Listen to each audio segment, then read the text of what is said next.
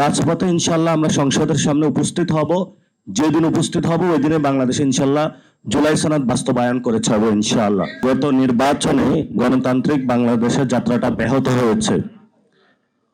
সেই ব্যাহতর জায়গা থেকে আগামী স্থানীয় যে নির্বাচন, সেই নির্বাচনে আমরা গণতান্ত্রিক জায়গাটা নিশ্চিত করতে চাই। তো নিশ্চিত করার জায়গাটা আমরা হোঁচট খেয়েছি।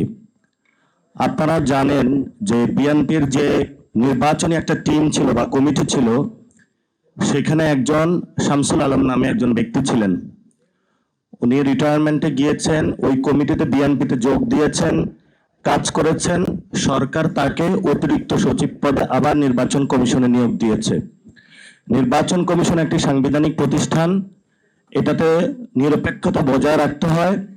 সরকার যে নগ্নভাবে নিয়োগটা দিয়েছে, এইভাবে নিয়োগ হলো হাসিনার আমলও হয় নাই।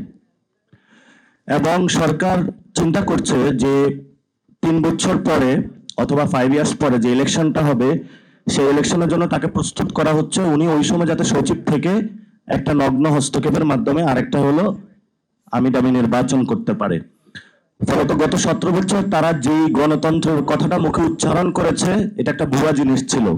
তারা বাংলাদেশে গণতন্ত্র চায় না, তারা একনায়কতন্ত্র চায় এবং একটা ফেসিবাদী কাঠামোর মধ্যে থাকতে চায়।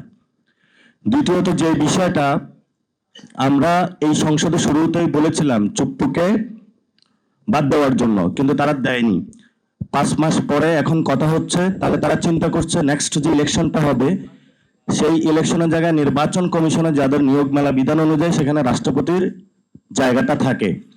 আবার যদি আমরা আমাদের জুলাই সনদ বাস্তবায়ন হয়, সেখানেও রাষ্ট্রপতির হলো ভোটিং পাওয়ার আছে। ফলত নিজেদের ভোটিং পাওয়ারটা নিশ্চিত করার জন্য একজন দলীয় রাষ্ট্রপতিকে তারা বিবেচনা করছে। রাষ্ট্রপতির ভবন বা রাষ্ট্রপতি বাংলাদেশে দলীয় হওয়া উচিত না। এবং যদি সরকার এভাবে দলীয় রাষ্ট্রপতি নিয়োগ দিতে থাকে, যেভাবে হলো শেখ হাসিনা ছাত্রলীগের একটা ছোট্ট ক্যাডারকে ধরে আনি নিয়েছিল, বিএনপিও একই পথে যাচ্ছে, তাহলে যে রাষ্ট্রপতির যে পদটা হেড অফ দ্য স্টেট, এটা কলঙ্কিত করা হচ্ছে। যদি এই কলঙ্কজনক অধ্যায় চলতে থাকে, আমরা একটা সময় দাবি তুলব যে রাষ্ট্রপতি হলো ডিরেক্ট ভোটিং এর মাধ্যমে হতে হবে। রাষ্ট্রপতি কোনো দলীয় ব্যক্তি হইতে পারবে না, রাষ্ট্রপতির কোনো গরিব পরিবারের হইতে পারবে না। আপনার সংবিধান যে সিস্টেম, সেটা অনুযায়ী রাষ্ট্রপতি নিয়োগটা পার্লামেন্টে যারা আছেন তারা নিয়োগ করবেন, কিন্তু রাষ্ট্রপতি হলো প্রধানমন্ত্রীর পরামর্শ নিয়ে চলবেন। এখন আমরা দুটা বক্তব্য পেয়েছি। রাষ্ট্রপতির নিয়োগের ভার কে হবেন, স্থায়ী কমিটির একটা মিটিং বসলো, সেখানে আবার একজনের কাছে ন্যস্ত করা হলো।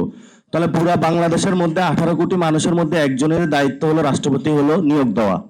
তাহলে পুরো যারা রাজনৈতিক ব্যক্তিবর্গ, পার্লামেন্ট, পুরা মানুষ, তাহলে তাদের কি প্রয়োজন? ফলত এটা আনডেমোক্রেটিক, এটা গণতান্ত্রিক কোনো প্রক্রিয়া না, এটাকে আমরা ধিক্কার জানাচ্ছি। দ্বিতীয়ত যে বিষয়টা আমাদের এখনো লড়াই, সেটা হলো সংস্কার। জুলাই সনদ বিএনপিকে বাস্তবায়ন করতে হবে। বিএনপি যতই কথা বলুক না কেন, এটা বাস্তবায়ন করব না, সেই পথ আমরা বিএনপিকে দিব না। তারা সংশোধন কমিটি বানিয়েছে, বিরোধী দলকে ধন্যবাদ যে তারা সেটাতে অংশগ্রহণ করে না। এটা ঐতিহাসিক একটা রাজনৈতিক সিদ্ধান্ত নিয়েছে। এবং যেহেতু এটা সংসদে হয় নাই, তারা সংশোধনী কমিটি বানিয়েছে, ফলত আমাদের এই লড়াইটা এখন রাজপথে চলে এসেছে। রাজপথে ইনশাল্লাহ আমরা সংসদের সামনে উপস্থিত হব। যেদিন উপস্থিত হব ওই দিনে বাংলাদেশে ইনশাল্লাহ জুলাই সনদ বাস্তবায়ন করে ছাড়বো ইনশাআল্লাহ। জুলাই সনদ কেন বাস্তবায়ন করতে হবে? প্রধানমন্ত্রীর খায়েশ হয়েছে, 10 বছর দেওয়া হয়েছে, ওনার 15 বছর থাকার খায়েশ হয়েছে। এই নির্বাচন প্রক্রিয়া, সেটা উনি স্বচ্ছ প্রক্রিয়া বিশ্বাস করেন না।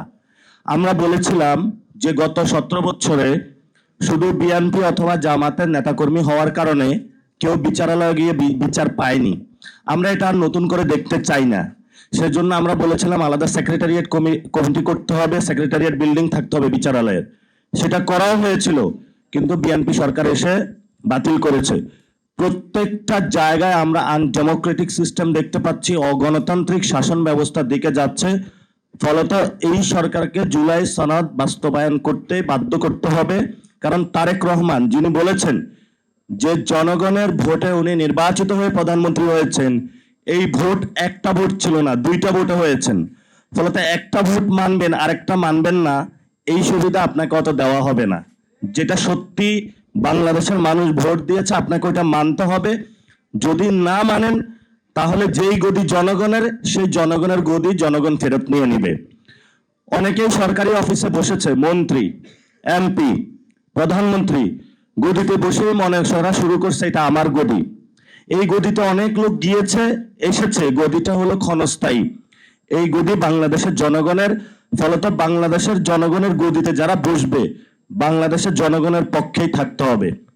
তৃতীয়ত যে বিষয়টা আমাদের সবচেয়ে বড় লড়াই, সেটা হলো আমাদের ভাইদের বিচার। আমি প্রায় এই যে গ্রামে গঞ্জে গিয়েছিলাম গত 20 থেকে 20